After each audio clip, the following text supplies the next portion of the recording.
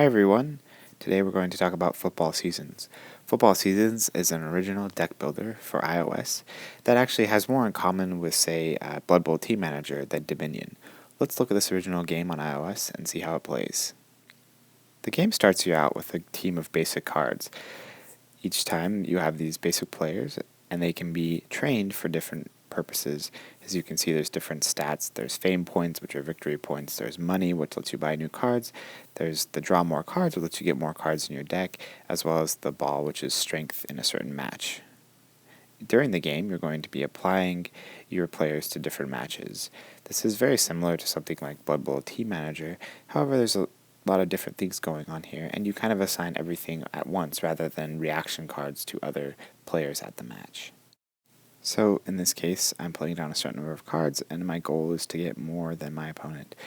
A lot of times what I'll do early on is play a lot of cards that give me additional cards to get everything into my hand so I know what I have to work with. But in this case, I've done most of that, and so the job is just to lay out players and try to get a high enough score.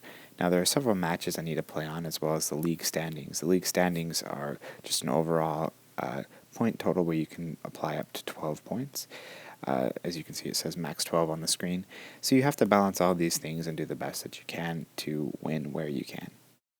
Now we come to maybe my first major problem with the game. Each round you have cards that you can buy. As you can see here, most of the cards, well, it's actually a pretty lucky hand for me, only 2 of the cards are locked, but there have been many rounds where all the cards to buy, the 5 random chosen, will be locked for me. Why is that? Because this is a free-to-play game, and each of those cards requires a separate unlock cost. Now you can earn the currency to buy these through the game, which is possible, and while the game does take a long time to play, it's not impossible to earn these things.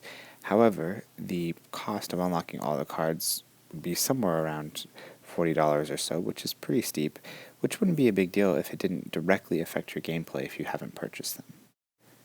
Anyway, I'll come back to that later. Here we have, at the end of each turn, they evaluate how you did in the standings, and you can see where your score lies. So as you can see here, I've got a slight lead now, but that won't always hold. As the game progresses, different matches become available, like big matches, tournaments, and other options. So you will always have something new to worry about each turn. At the end of the season, the player with the most fame points, the star points, will be the winner.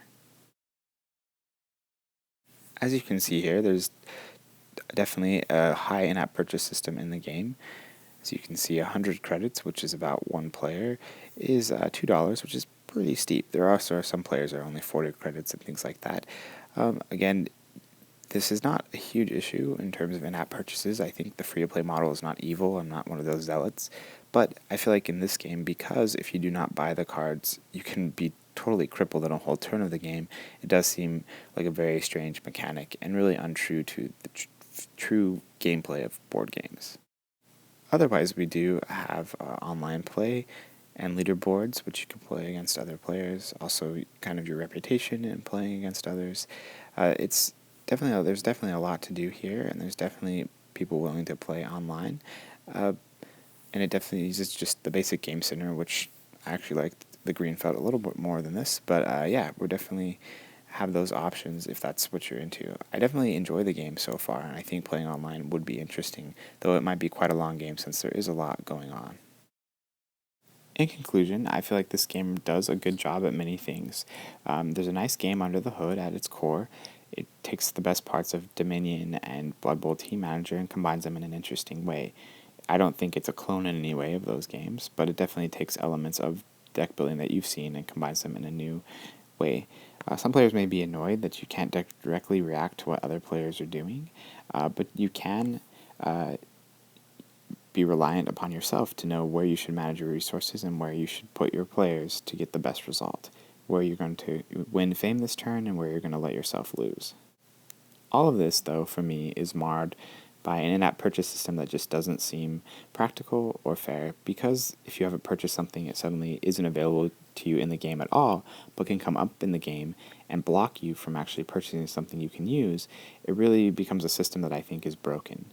In other terms, I think the ads in the game, I would love to have a way to purchase a turnoff for those, but I have not found an option to do that as of yet. In conclusion, I think there's a definite great game here. It's fun, interesting, and free to play. At this time, I would caution against some of the in-app purchase choices here. Otherwise, I think it's definitely worth playing, and if you like Dominion or Global Team Manager, there definitely is an interesting game there if you're willing to commit a little cash and put up with some ads.